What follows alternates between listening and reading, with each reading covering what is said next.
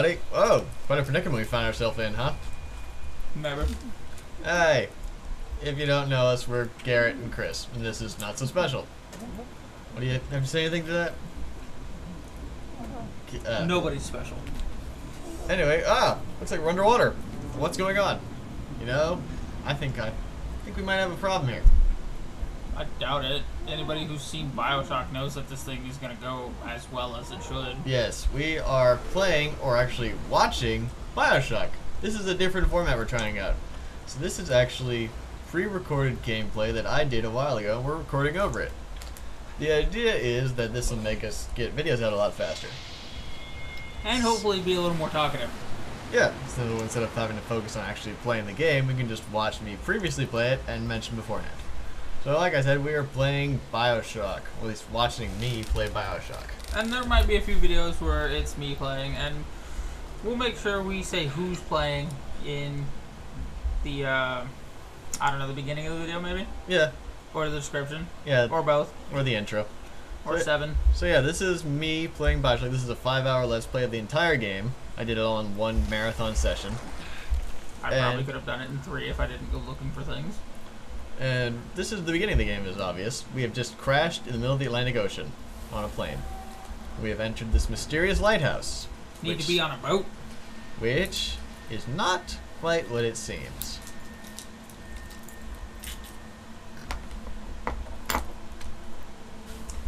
Woot woot.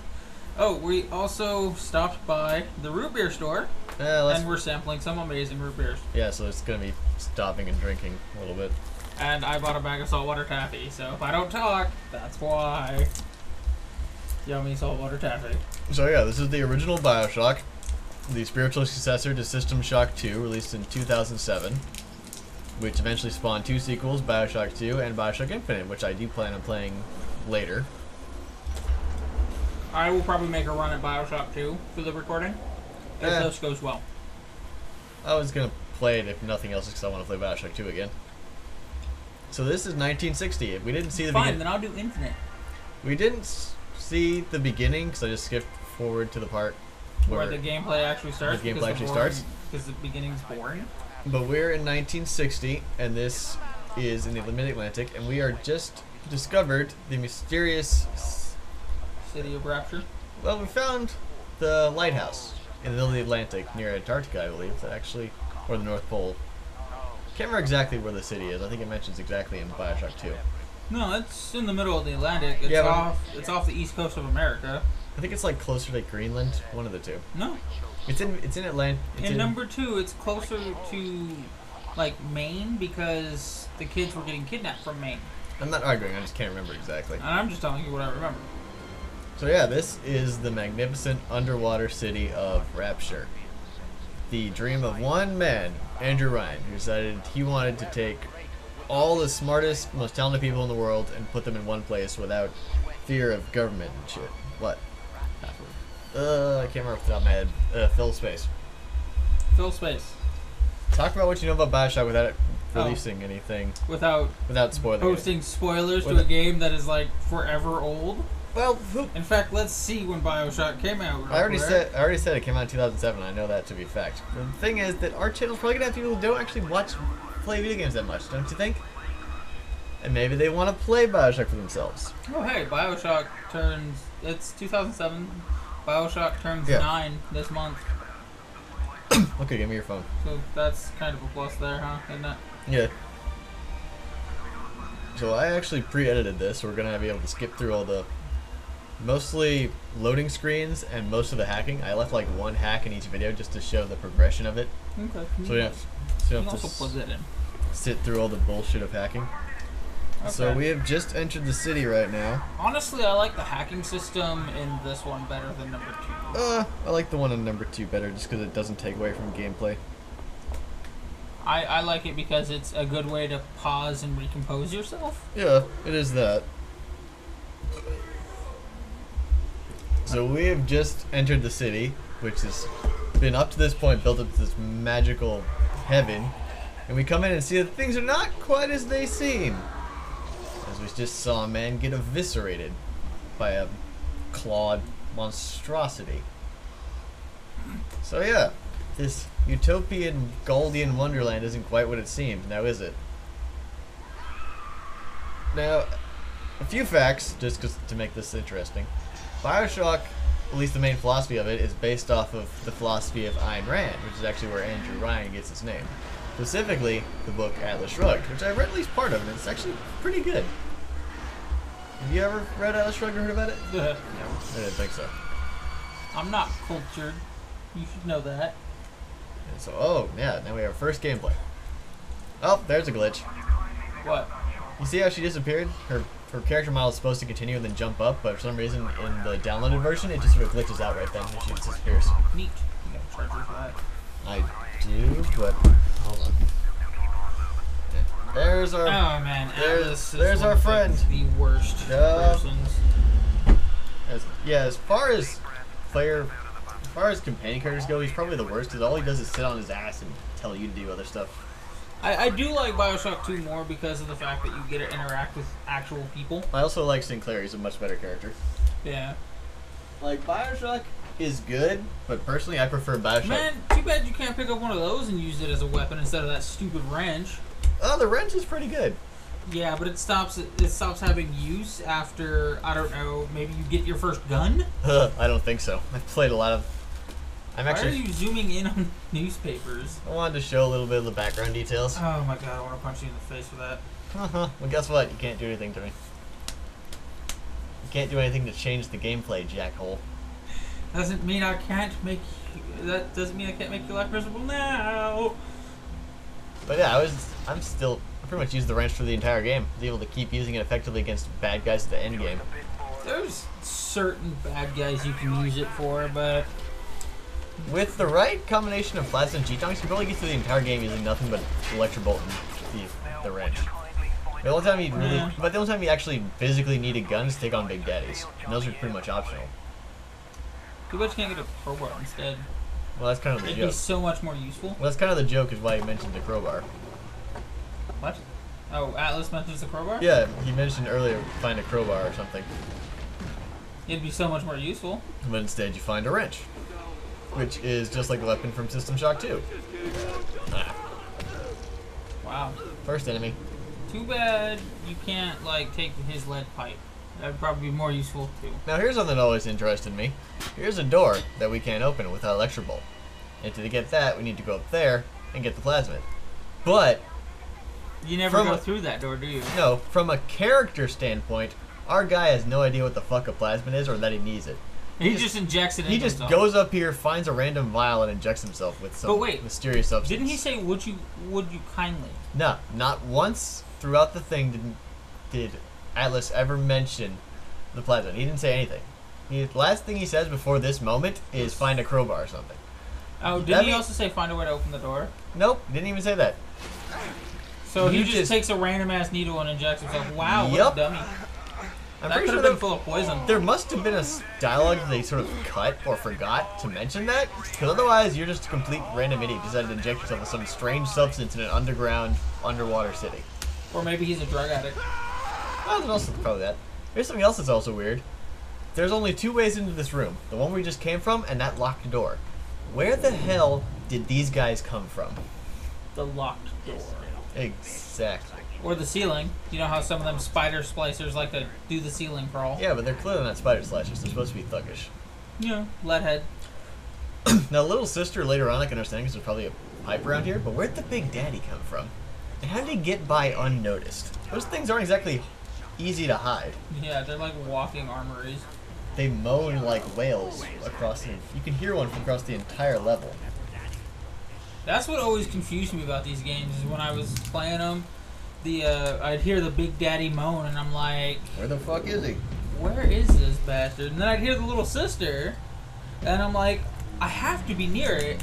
And 5 minutes later, I'd hear it again, and it'd be right in front of me. But yeah, that's after 5 minutes of walking around. Yeah, but from a technical standpoint, this thing doesn't make any sense. These guys shouldn't be able to get in here at any point, nor leave, because they're then just gone. Yeah. It might as well just be a hallucination you're having, while sitting on the floor high on plasmid. No. Honestly, I've seen some Little Sister cosplays, and they're creepy. They're pretty cool. They're creepier but in person. They're also creepy. I love the way little sisters look in number 2. They're just adorable. And in number 1, they're pretty freaky looking. And now...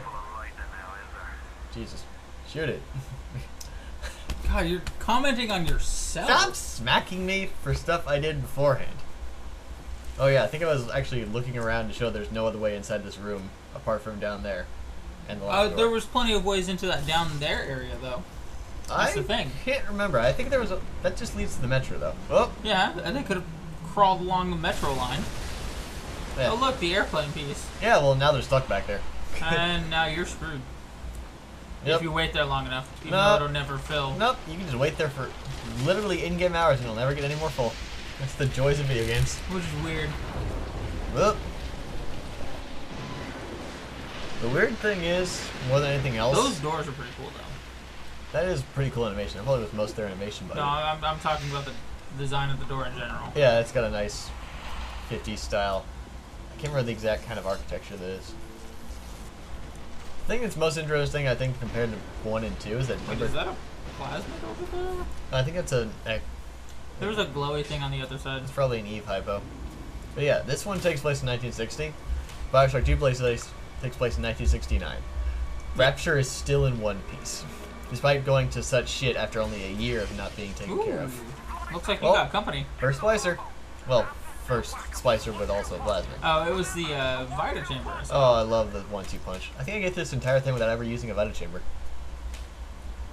Don't you get an achievement for that? Oh, there is an achievement in number 2. Yeah, big brass balls. I've gotten it. And then there was another one, because they upped the difficulty of Big Daddies, there was a Big Granddaddy. Oh yeah, that one was difficult. You had to turn off the Vita chambers to get that one.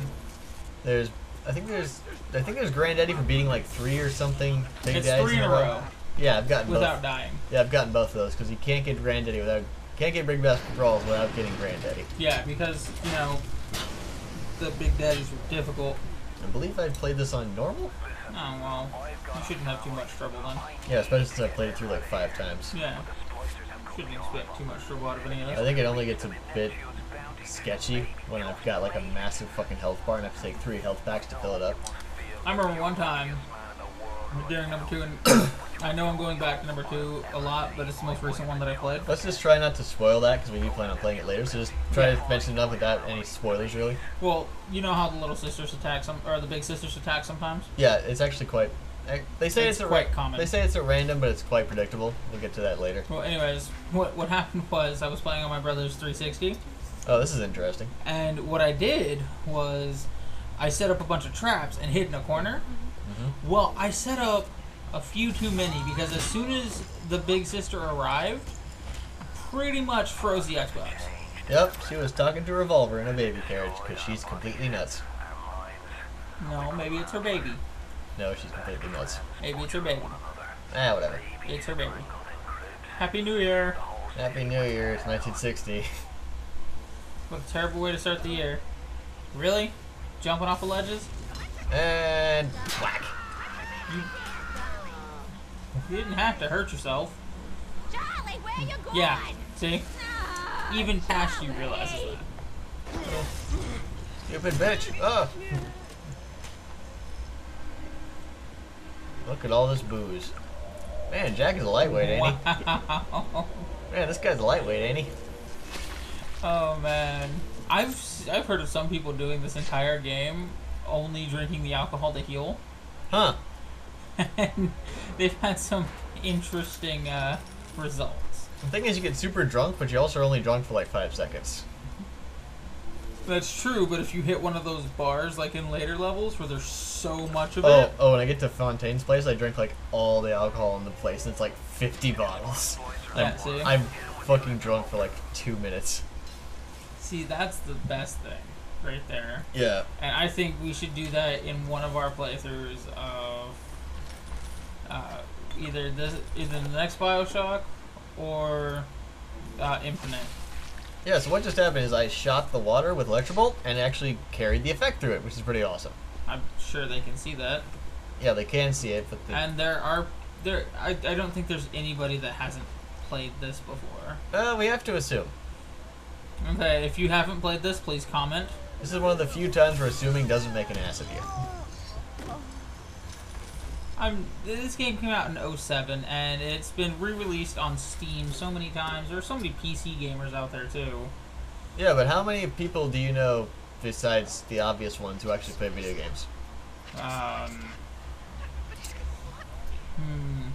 do know a few people. And how many people do you think would come to this channel and expect, like, oh, what are these guys doing? Let's see what these Let's Play things are. How come you're not drinking all of the whiskey? Okay, I can't actually get at that one. I don't think I actually grab it because it keeps like. Because you keep using the toilet. No, it keeps registering the toilet before it registers the whiskey. It's like the hitbox is smaller. The hitbox is hella small. You missed that first shot. I missed the first 2 shots. Yes. I had not played this in forever, so I was a bit janky. My favorite thing is that most of these bathrooms here are pay to use. Yeah. That's capitalism for you. Yes. I thought, didn't Andrew Ryan want to get rid of that? Like the whole... No, he was against government. Totalitarian government society thing? He was against government, not capitalism. Oh, okay. He believed that the market would control itself, but and that it did not. Clearly didn't work. His grand life scheme clearly wasn't the best way to run a city. This is one of the several moments where you're kind of stuck in one area until the character stops yapping, so I decided to wander around to keep something interesting going on. Honestly, Oh, here's another moment that can't really happen. Remember when we were just up there? Now there's a Big Daddy up there. Where the fuck did he come from? He was like hiding in the bathroom over there. He's hiding in the corner. See... And now he's angry. What I don't understand is the Splicers know the Big Daddies are around. Why would you even... He runs right into a wall when there's a door over there and just gets killed. That's not what I was getting at. I was getting at the fact that he knows the Big Daddy's around because there's a little sister roaming and they don't come out without him. The main idea is because splicers are spliced up on plasmas, they're too dumb or too retarded to realize stuff. Really? Because the first splicers, and that looks like one of the first ones you saw when you were knocked the F out, came up and was like, oh god, a Big Daddy. There's a lot of inconsistencies with this game. I guess so. Hey, they just went to the door, and now they're gone. The Big Daddy's magic. There's a Big Daddy corpse we see later down, just a few feet later, but it's obviously been beaten up way too soon to be the one that we just saw. Especially since he's able to take on one splicer easily without any damage. And there's like, what, 3 splicers in that room that you have to play? There's like 4. Okay, yeah. And I take him out with a electric bolt and a wrench. I don't think 4 splicers would take down a Big Daddy. You'd have to have like 7. So it just teleported. And there's another hallucination. No, it was there because it killed that guy and you took that guy's revolver. Yeah. Dead. Toaster in the Tub achievement. I love that one. Yeah, that one's great. I think it's like 3 at a time or 4 at a time. It's just when you do it the first time. Oh yeah, it is. It's like legit the first time you do it, you get it. Yep, see, here's a corpse. Yeah, but it's been there for a while. Yeah. I think actually I think you get attacked here. I think I get a bunch of achievements in this playthrough because I hadn't played all the way through in this version, on this profile.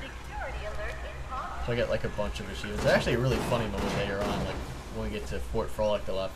Ooh. That's not for a while. Fort Frolic. We probably won't get there in this recording session, but it's really kind of funny and actually also kind of irritating to me. How did that one not die? He was in the water.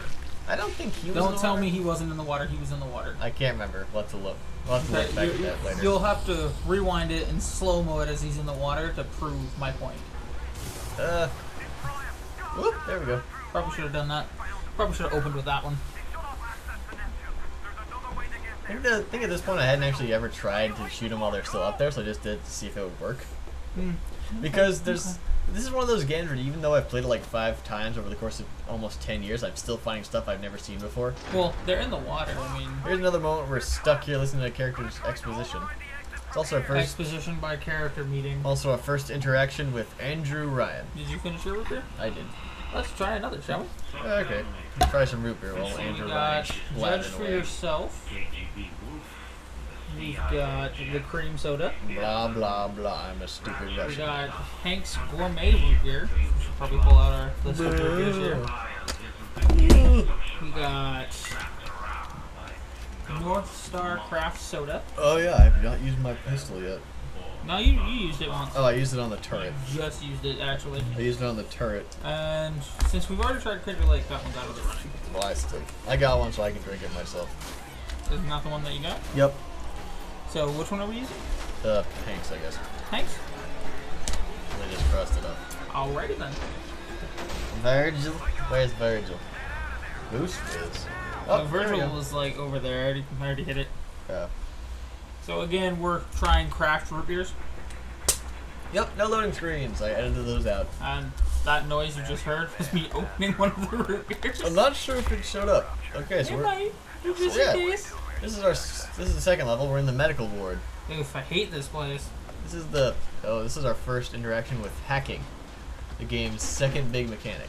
Like I said, I left one of these in each playthrough just to show the slow progression of it. The things don't get exciting until you have Inferno. Yeah. To be honest. So yeah, that's hacking. It's basically a connect the pipes minigame. Then I just edited out all the rest of the hacking on this playthrough. Oh, this is where you get the machine gun. Yeah, that's where you get the minigun. Well, not a minigun, it's a Tommy. The Tommy, It's a Tommy gun. It's a minigun number 2. Yeah, that's because the Big Daddy can hold that. I believe I just hold back and wait for these guys to kill themselves. For a gourmet root beer, it tastes a lot like Barks. Yep, because occasionally splashes will fight each other, which makes things a bit easier on me. It's the same thing in Doom. Demons will fight each other. Well, that's usually because it'll happen organically. This is usually scripted events. Like those two are scripted to fight each other. And you totally just missed that that pistol on the ground. Whoop. Ah, fuck off, bitch. Wow. Yeah, no, Coffee. You gotta work on that aim. Tommy gun. I don't know where my droid went to. He's still back there behind the door. Or he was. I think I might have deactivated him. No, you had him. He's flying around. I do remember that I deactivated it at some point. I think I might have. Might have accidentally done it.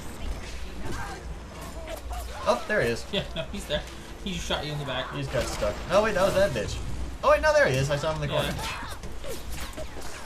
No, I think he might have shot you in the back. Yeah, they also still do damage even though they're friendly. But yeah, you can hack pretty much anything. You can hack cameras, turrets.